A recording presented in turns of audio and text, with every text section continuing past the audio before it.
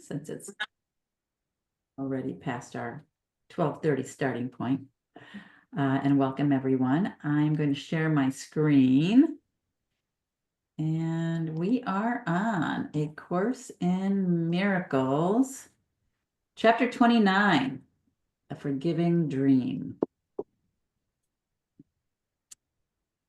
The slave of idols is a willing slave, for willing he must be to let himself bow down in worship to what has no life and seek for power in the powerless.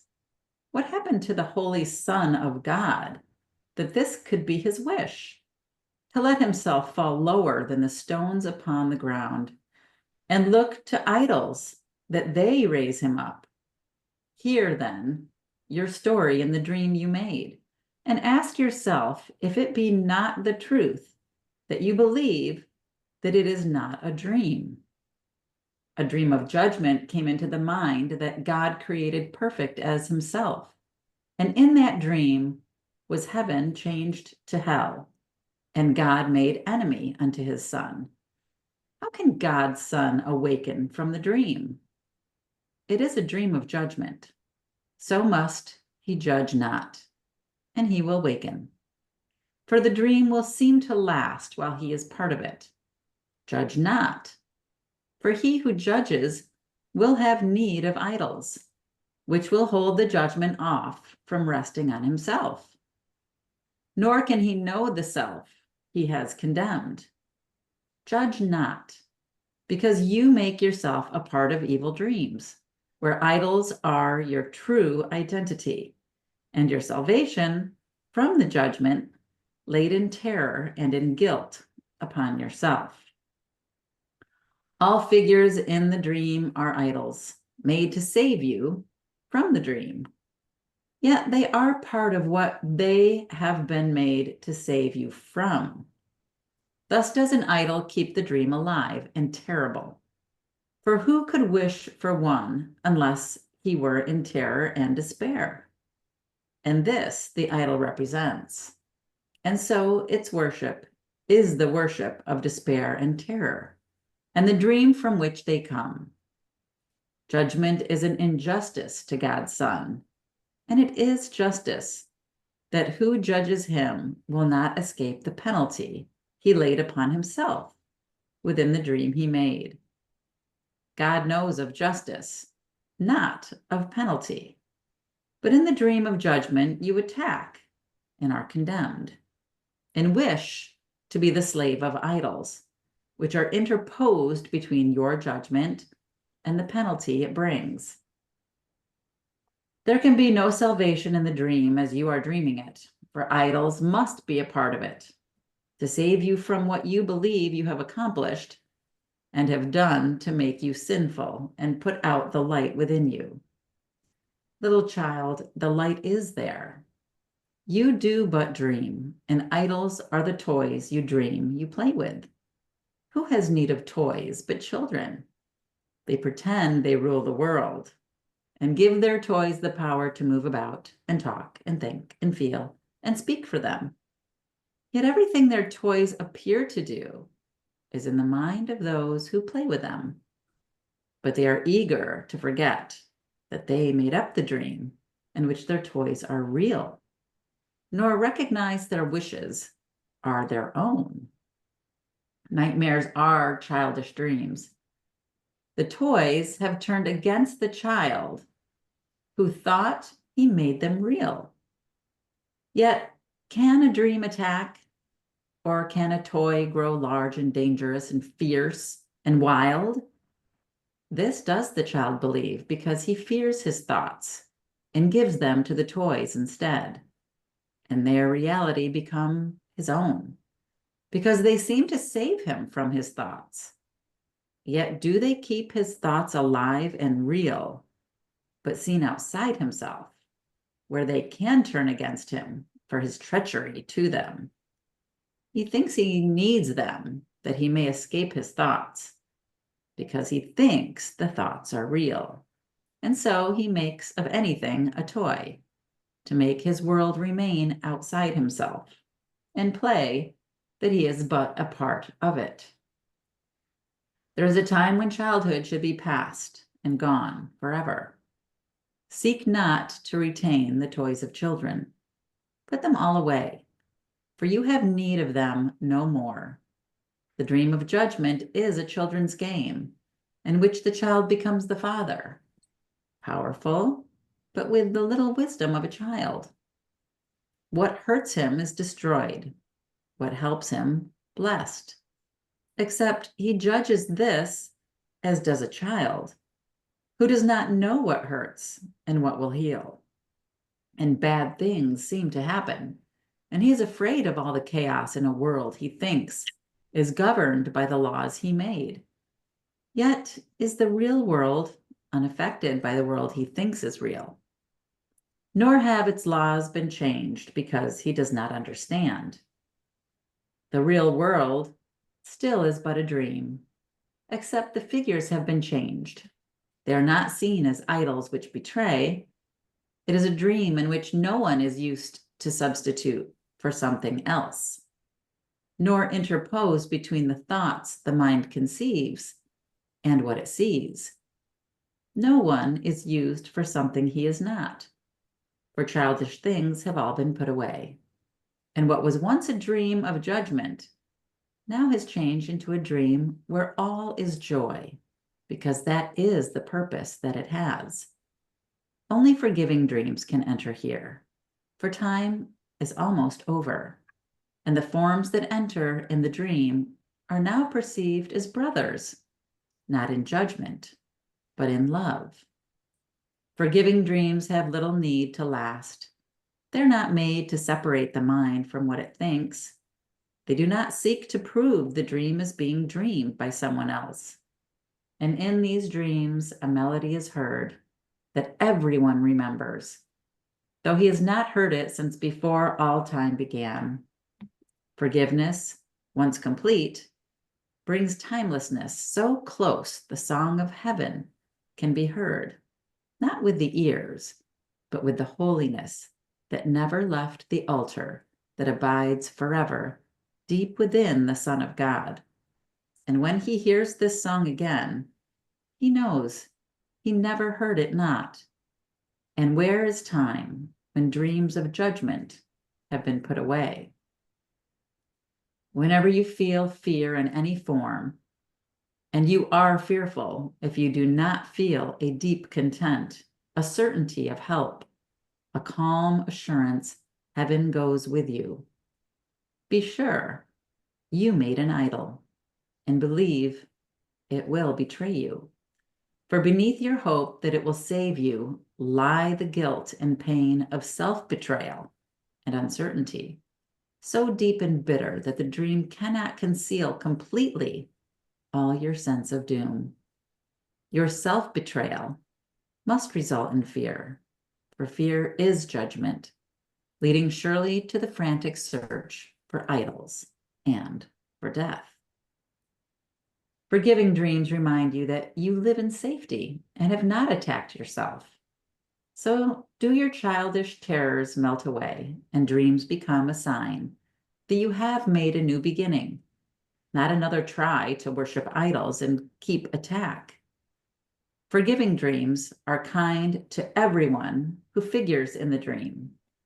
And so they bring the dreamer full release from dreams of fear.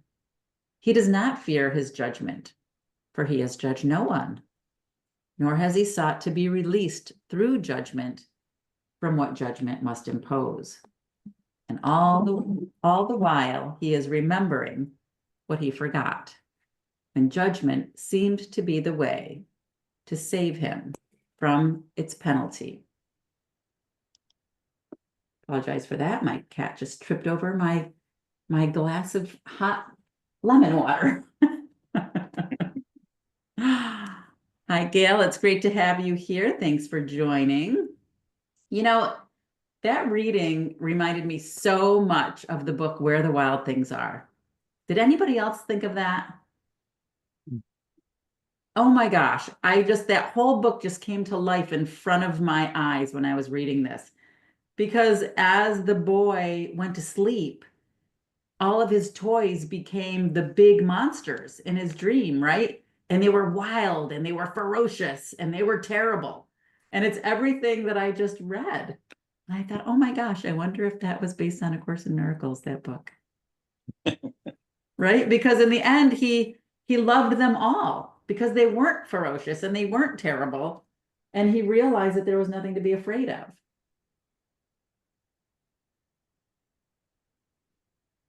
So that's what I was thinking of when I was reading that, and we still do that. We still populate our dreams with idols, and we still think that we're condemned, and especially when we judge someone, right? Like, have you ever done that? And I recently had a situation where I was thinking a person wasn't the best person to be in the person's life that I knew of. And I was like, that's probably not a good choice to have that person in your life. And of course, I made my thoughts known. And oh my gosh, I've spent the last 2 months trying to forgive myself for thinking those things because it was a judgment, right? That I passed upon a person that I didn't think was worthy to be with another person. And because of that thought, I've just been doing this crazy mind reconsideration of like all my thoughts. Like, I need to forgive. I need to ask for forgiveness for having that thought. Whether that thought was seemed to be right at the time, right? In the end, it just hurt me. Having that thought just ended up hurting me. Even though at the time I thought I was protecting somebody by sharing that with them. But in the end, it just hurt me for having that judgment on someone else because it was my fear projected on that person. And so there, Yeah, but you know what? Sometimes, I mean, sometimes you just don't resonate with the like mind. You don't have to.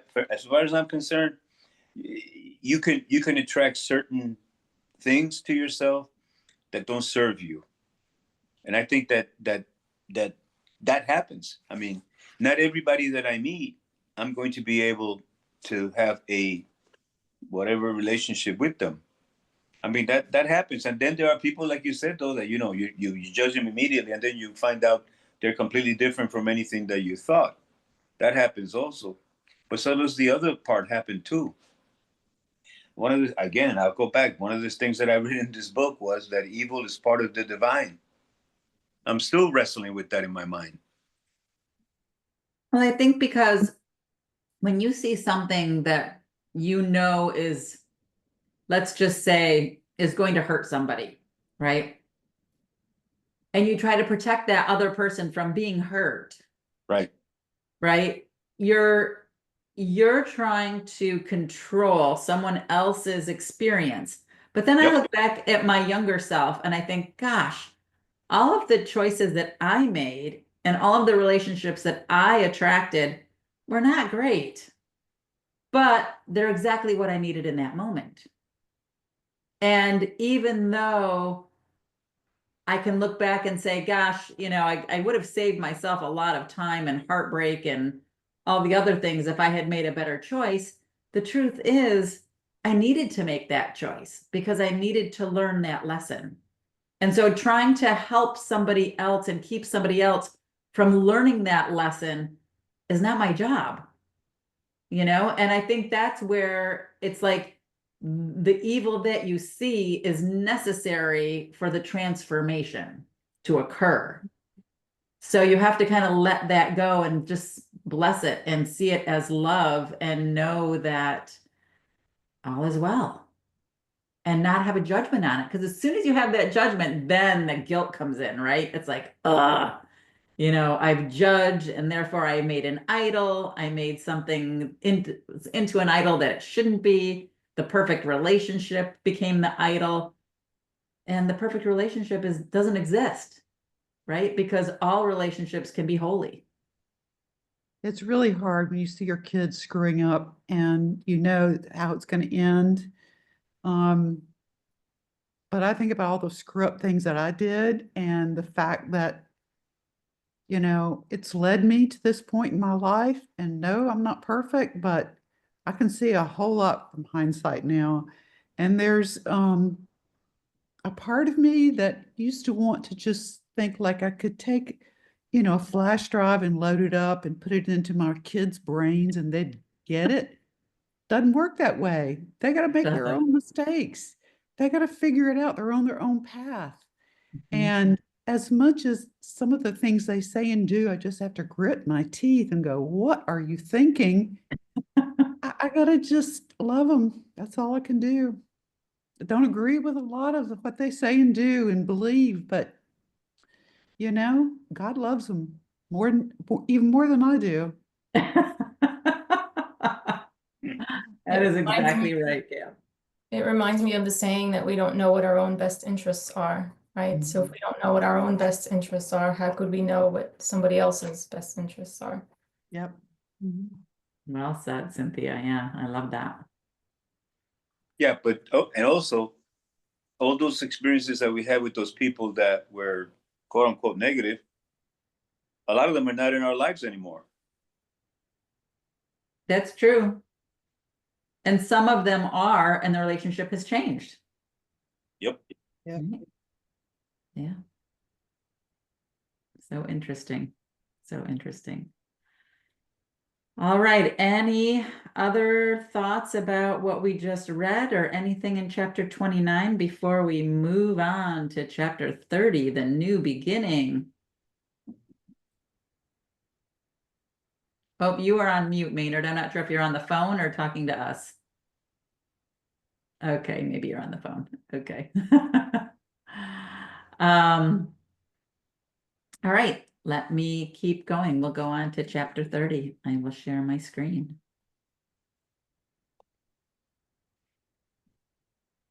All right, chapter 30, the new beginning. The new beginning now becomes the focus of the curriculum. The goal is clear, but now you need specific methods for attaining it. The speed by which it can be reached depends on this one thing alone: your willingness to practice every step. Each one will help a little every time it is attempted. And together, will these steps lead you from dreams of judgment to forgiving dreams and out of pain and fear. They are not new to you, but they are more ideas than rules of thought to you as yet. So now we need to practice them a while until they are the rules by which you live. We seek to make them habits now, so you will have them ready for whatever need. I'm going to keep going. Chapter 30, Section 1, Rules for Decision. Decisions are continuous. You do not always know when you are making them, but with a little practice, the ones you recognize, a set begins to form, which sees you through the rest.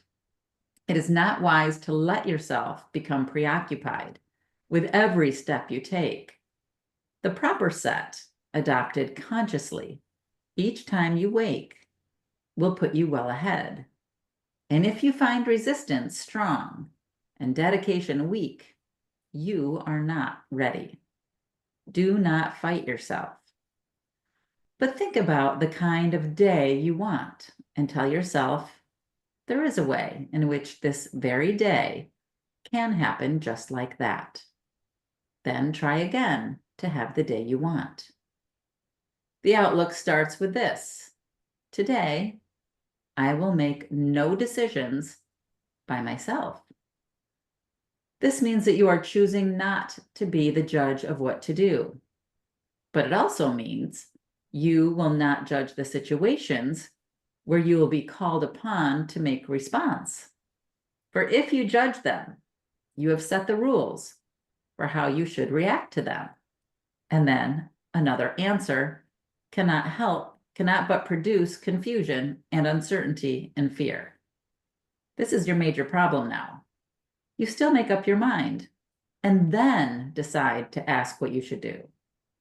And what you hear may not resolve the problem as you saw it first. This leads to fear because it contradicts what you perceive. and so you feel attacked and therefore angry. There are rules by which this will not happen, but it does occur at first while you are learning how to hear. Throughout the day, at any time you think of it, and have a quiet moment for reflection, tell yourself again the kind of day you want, the feelings you would have, the things you want to happen to you, and the things you would experience, and say, if I make no decisions by myself, this is the day that will be given me. These two procedures, practiced well, will serve to let you be directed without fear. For opposition will not first arise and then become a problem in itself. But there will still be times when you have judged already. Now the answer will provoke attack, unless you quickly straighten out your mind to want an answer that will work. Be certain this has happened if you feel yourself unwilling to sit by and ask to have the answer given you. This means you have decided by yourself and cannot see the question. Now, you need a quick restorative before you ask again. Remember, once again, the day you want, and recognize that something has occurred that is not part of it. Then realize that you have asked a question by yourself and must have set up the answer in your terms. Then say, I have no question. I forgot what to decide. This cancels out the terms that you have set and lets the answer show you what the question must have really been. Try to observe this rule without delay, despite your opposition. For you have already gotten angry, and your fear of being answered in a different way from what your version of the question asks will gain momentum until you believe the day you want is one in which you get your answer to your question. And you will not get it, for it would destroy the day by robbing you of what you really want. This can be very hard to realize when once you have decided by yourself the rules that promise you a happy day. Yet this decision still can be undone by simple methods that you can accept. If you are so unwilling to receive, you cannot even let your question go. You can begin to change your mind with this. At least I can decide I do not like what I feel now. This much is obvious and paves the way for the next easy step. Having decided that you do not like the way you feel, what could be easier than to continue with, and so I hope I have been wrong.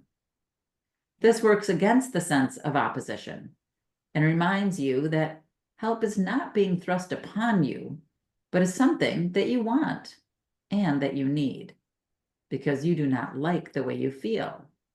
This tiny opening will be enough to let you go ahead with just a few more steps you need to let yourself be helped. Now you have reached the turning point because it has occurred to you that you will gain if what you have decided is not so. Until this point is reached, you will believe your happiness depends on being right. But this much reason have you now attained. You would be better off if you were wrong. This tiny grain of wisdom will suffice to take you further. You're not coerced, but merely hope to get a thing you want. And you can say in perfect honesty, I want another way to look at this. Now you have changed your mind about the day and have remembered what you really want. Its purpose has no longer been obscured by the insane belief you want it for the goal of being right when you are wrong. Thus is the readiness for asking brought to your awareness, for you cannot be in conflict when you ask for what you want and see that it is this for which you ask. This final step is but acknowledgement of lack of opposition to be helped. It is a statement of an open mind, not certain yet, but willing to be shown. Perhaps there's another way to look at this. What can I lose by asking?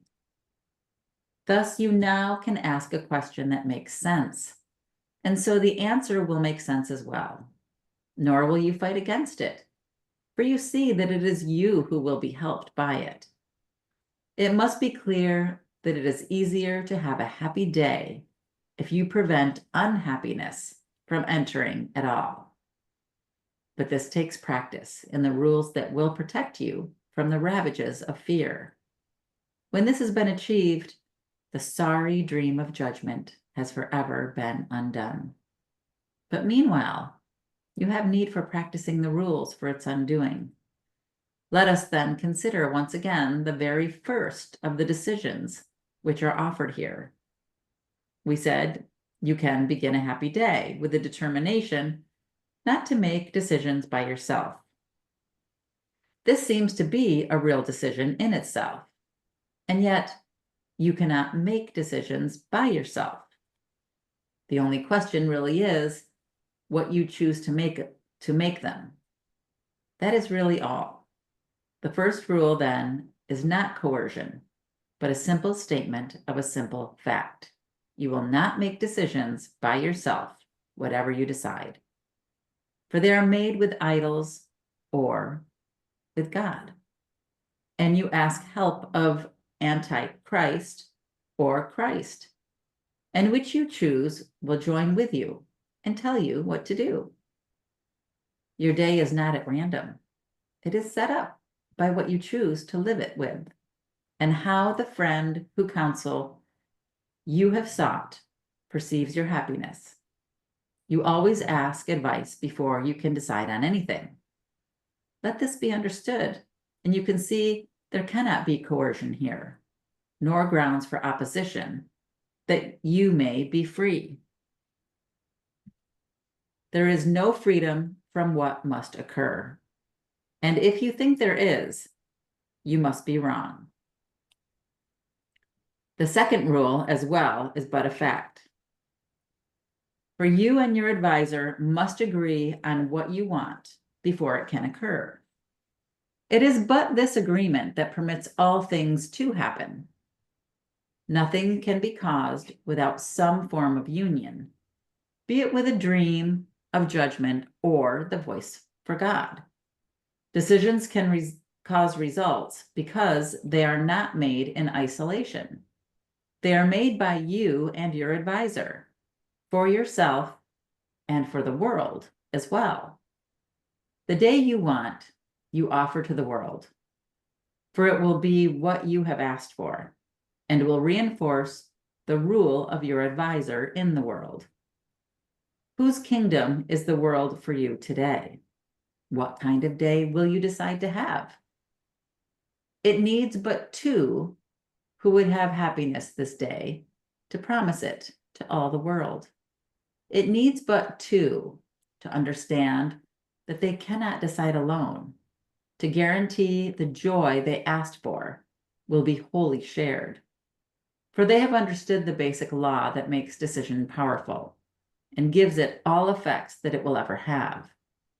It needs but two. These two are joined before there can be a decision. Let this be the one reminder that you keep in mind, and you will have the day you want, and give it to the world by having it yourself. Your judgment has been lifted from the world by your decision for a happy day. And as you have received, so must you give.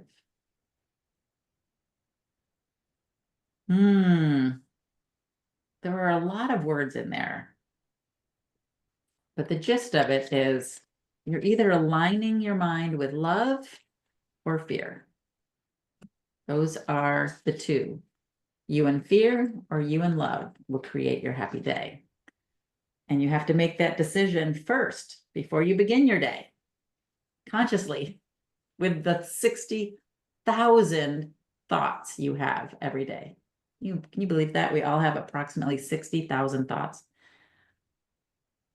Mhm. I had a thing happen, well, I guess it was late last week.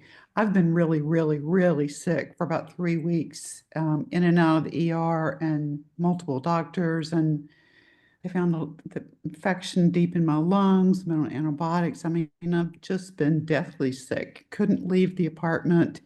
Was, doing all this doom scrolling and Facebooking and, watching news from the US and just getting more and more depressed. And I mean, I knew this wasn't good for me, but one day I had to go to the I did go to the doctor, and I came back to the drugstore to pick up a prescription, and I don't know why, but I looked up down this road that I've been on many times, but I've never walked to the end of it.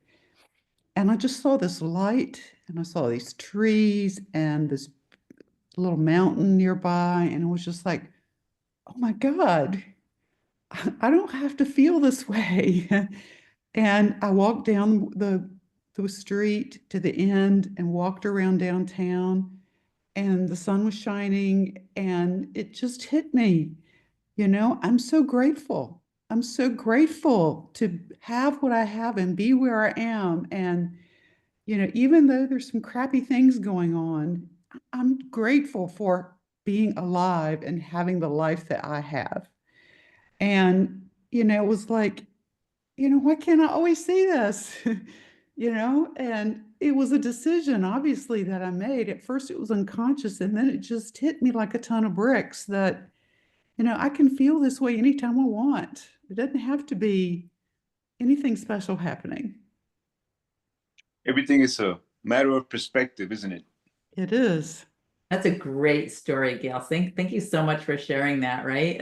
It's so powerful, your mind, right? And everything is a decision.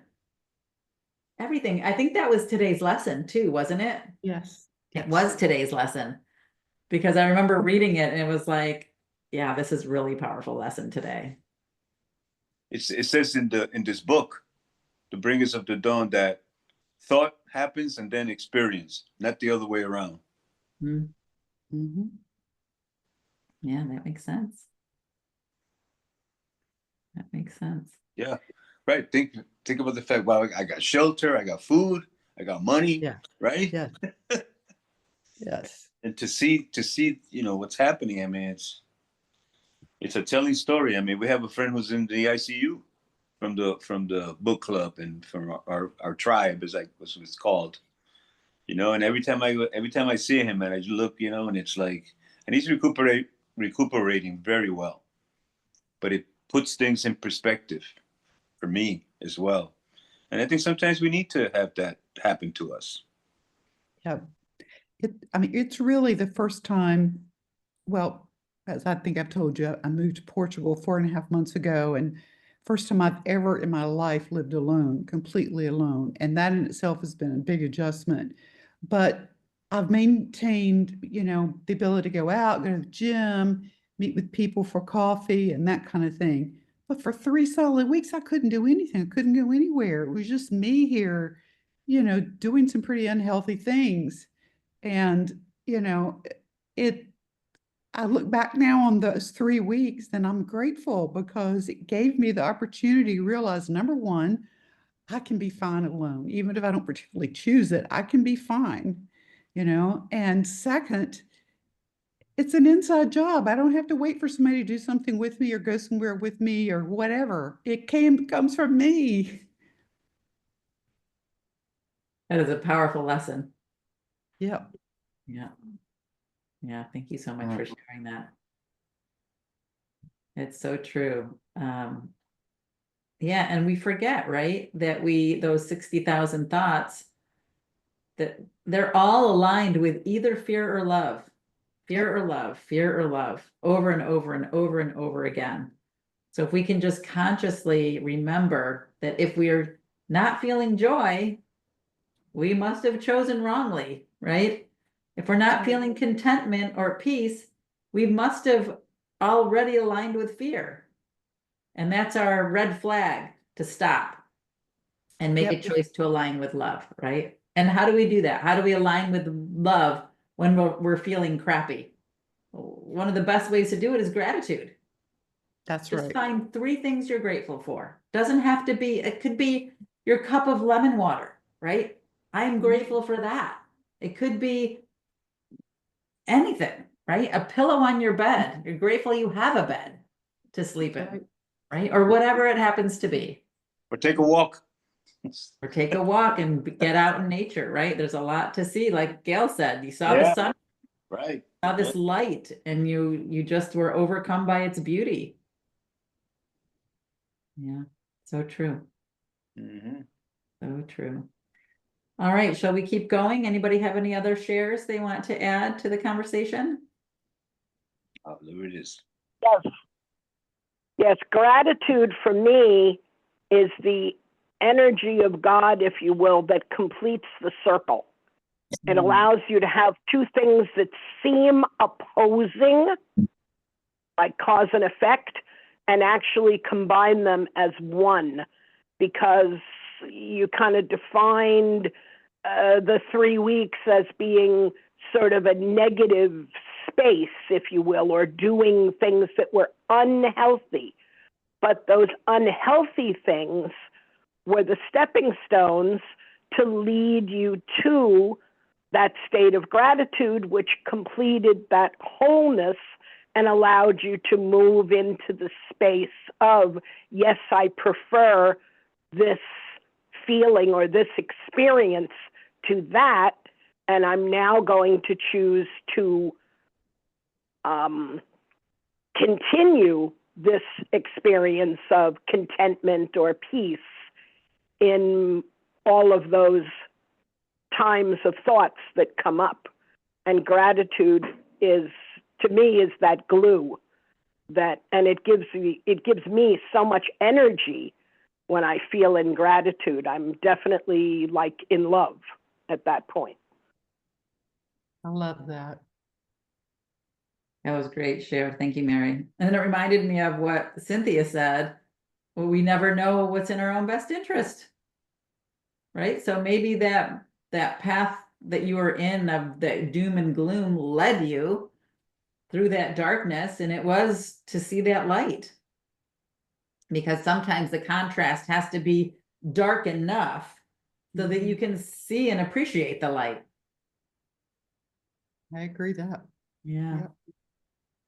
Therefore, it helps to take away judgment of good and bad. It's all Yes. just experiences that lead us to other experiences, and then we choose where we want to hang out. Yeah. Yeah. Excellent. I love that. And we can always choose again. We can always choose again. Anytime. 60,000 opportunities a day. Yeah. All right, let's keep going unless there's anybody else who wants to share. All right, let me continue to freedom of will. Do you not understand that to oppose the Holy Spirit is to fight yourself? He tells you but your will. He speaks for you. And his divinity is but your own. And all he knows is but your knowledge, saved for you, that you may do your will through him. God asks you to do your will. He joins with you. He did not set his kingdom up alone, and heaven itself but represents your will, where everything created is for you. No spark of life, but was created with your glad consent, as you would have it be. And not one thought that God has ever had, but waited for your blessing to be born. God is no enemy to you. He asks no more than that he hear you call him friend.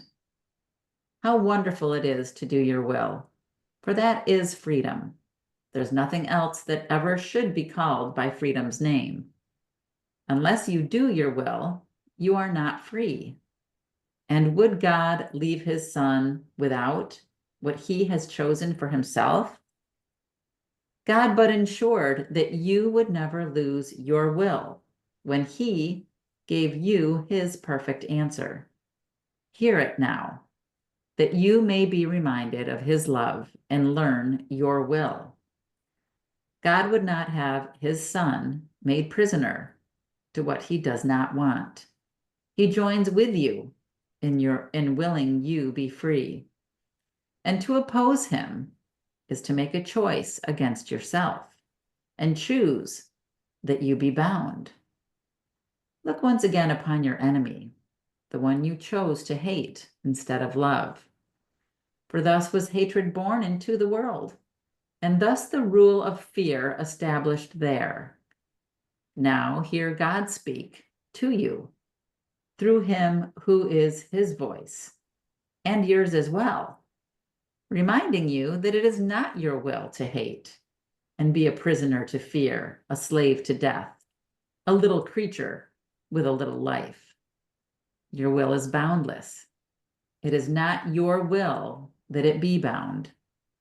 What lies in you has joined with God himself in all creation's birth. Remember him who has created you, and through your will created everything. Not one created thing, but gives you thanks. For it is by your will that it was born. No light of heaven shines except for you, for it was set in heaven by your will. What cause have you for anger in a world that merely waits your blessing to be free? If you be prisoner, then God himself could not be free. For what is done to him whom God so loves is done to God himself. Think not he wills to bind you, who has made you co-creator of the universe along with him. He would but keep your will forever and forever limitless.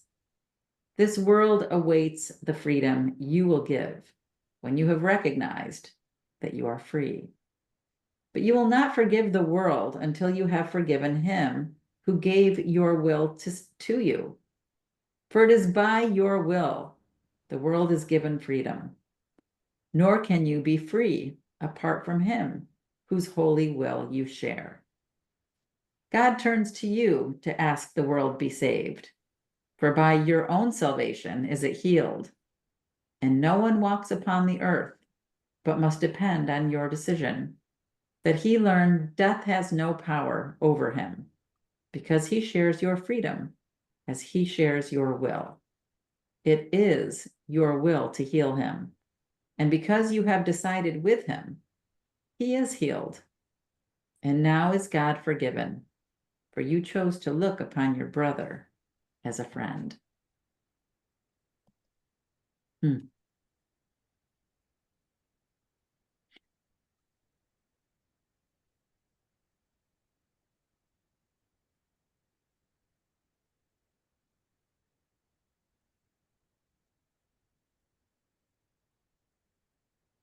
Any thoughts about that section?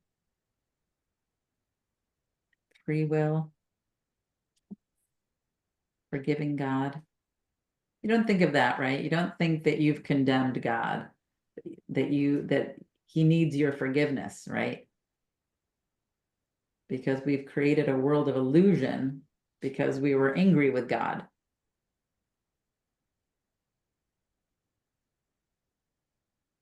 Well, anything we do to other, if you will, and so if you're calling God other at that point, we're doing for ourselves Or to ourselves. as well, whether we realize it or not. So we're forgiving ourselves for judging in the first place that of other instead of communing with and trying to have, an understanding or an empathy and just that connection with other. And therefore, then they become less of other and more of one another.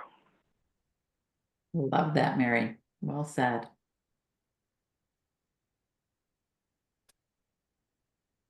Absolutely. Goes back to the inside job. Right, because it's all one. We are all one. Even though we see others and think of them as others, the work is to see everyone as one, each brother as one. And it doesn't mean we're the same.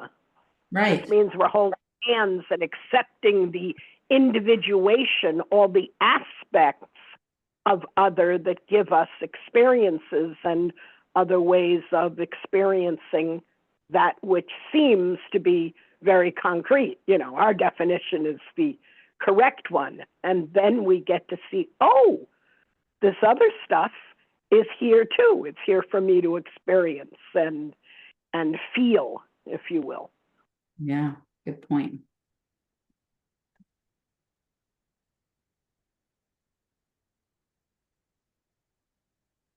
All right, anyone else have any shares, or should we read one more section?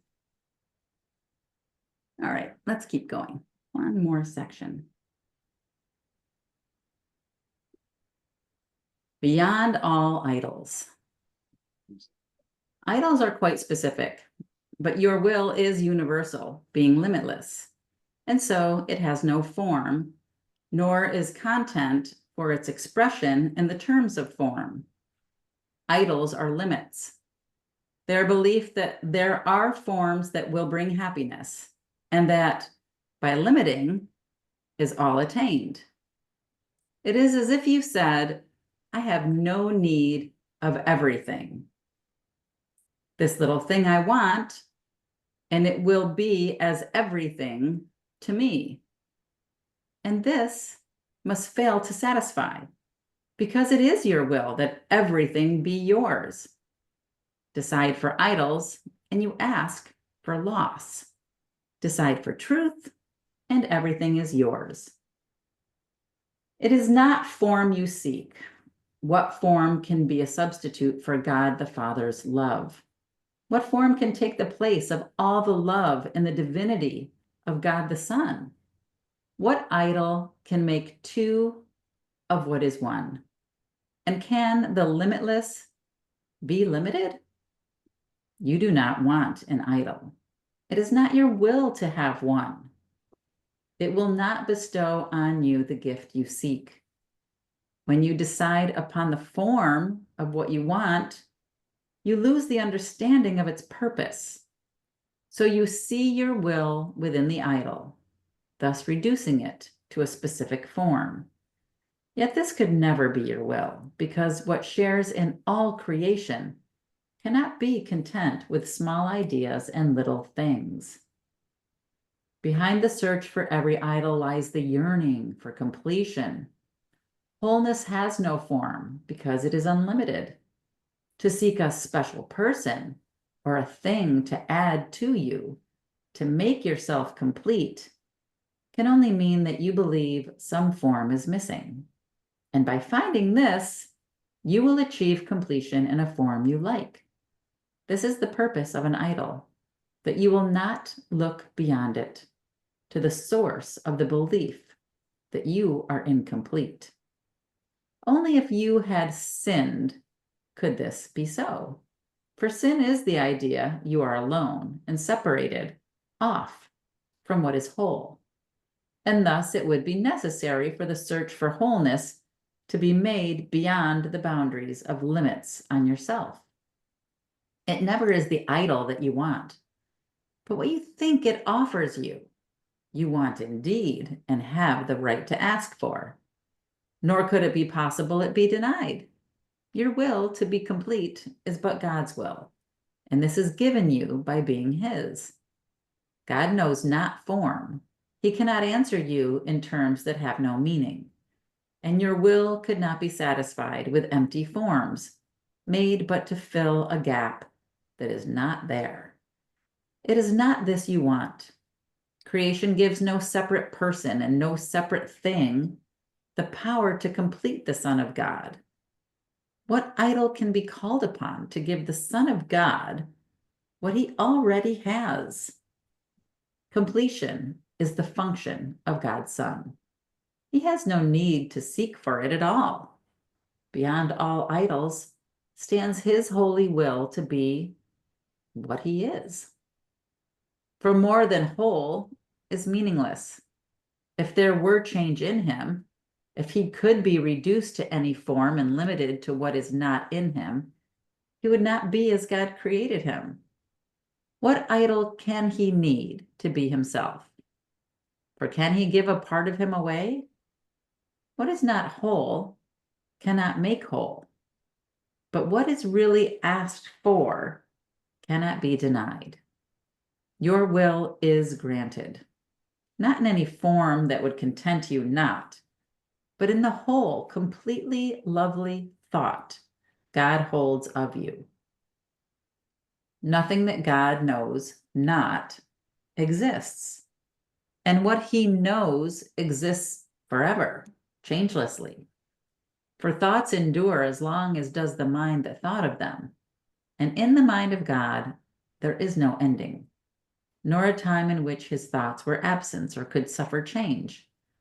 Thoughts are not born and cannot die. They share the attributes of their creator, nor have they a separate life apart from his. The thoughts you think are in your mind, as you are in the mind which thought of you. And so there are no separate parts in what exists within God's mind. It is forever one, eternally united and at peace. Thoughts seem to come and go, yet all this means is that you are sometimes aware of them and sometimes not. An unremembered thought is born again to you when it returns to your awareness. Yet it did not die when you forgot it. It was always there, but you were unaware of it. The thought God holds of you is perfectly unchanged by your forgetting. It will always be exactly as it was before the time when you forgot, and will be just the same when you remember. And it is the same within the interval when you forgot. The thoughts of God are far beyond all change and shine forever. They await not birth. They wait for welcome and remembering. The thought God holds of you is like a star, unchangeable in an eternal sky. So high in heaven, it is set that those outside of heaven know not it is there. Yet still and white and lovely will it shine through all eternity. There was no time it was not there, no instant when its light grew dimmer or less perfect ever was.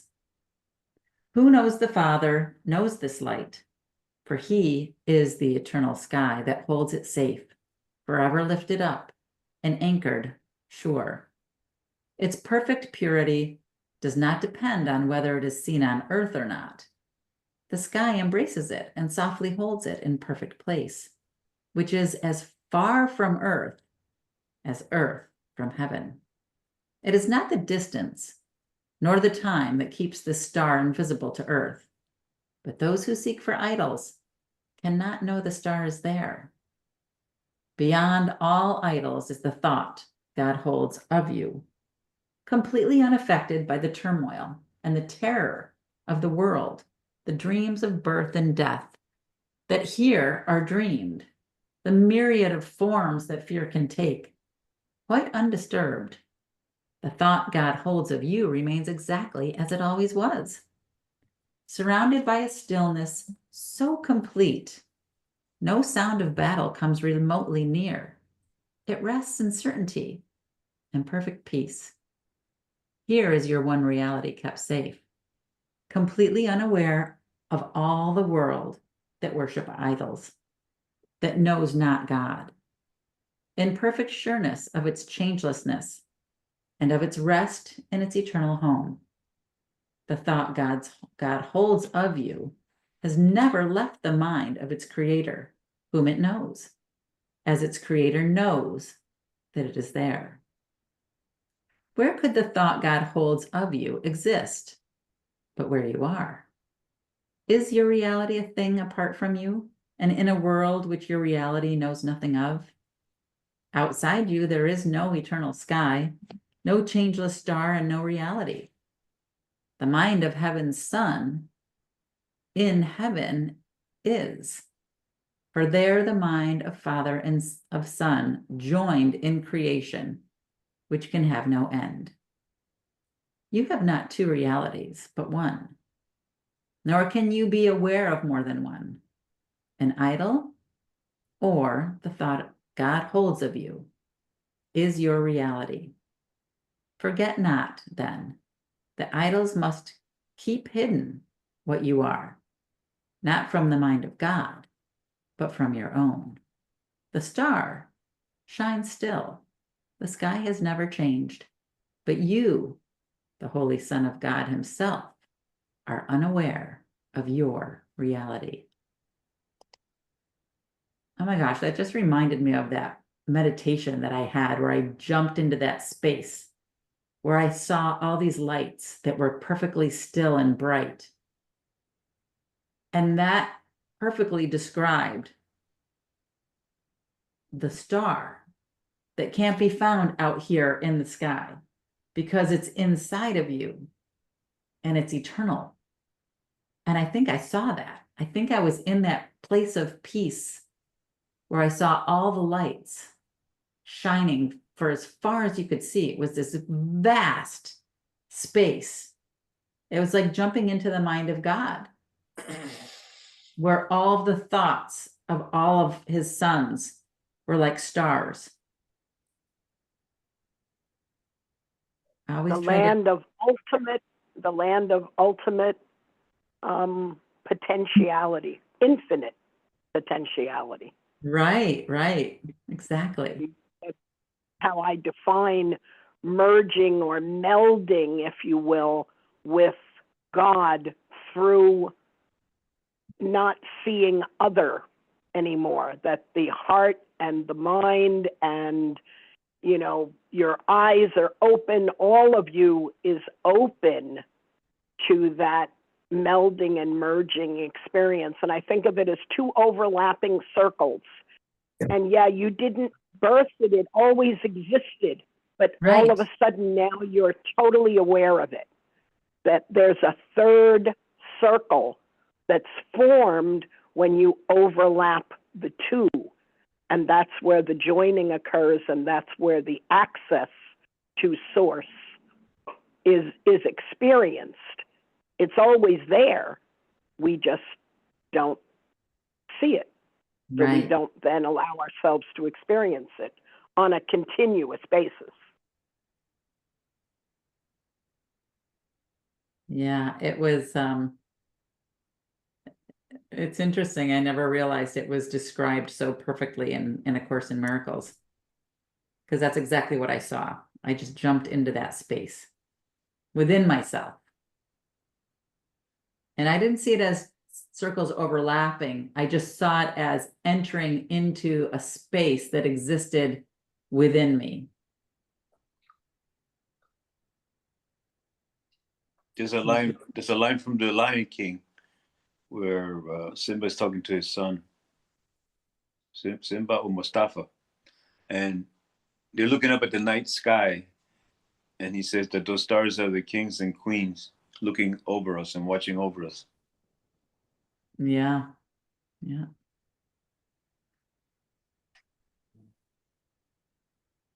Well, that was a lot we covered today. Anybody have any thoughts that they want to share before we close? I feel like we shared a lot today. Thank you, everyone who participated. All right, then I will say goodbye until next Monday. Thank you, everyone, for joining today. I love the conversation. And of course, the reading is always amazing. All right, and I will see you all next week. Thank you, everyone. Thank you, everyone. Thank you. Bye. Bye.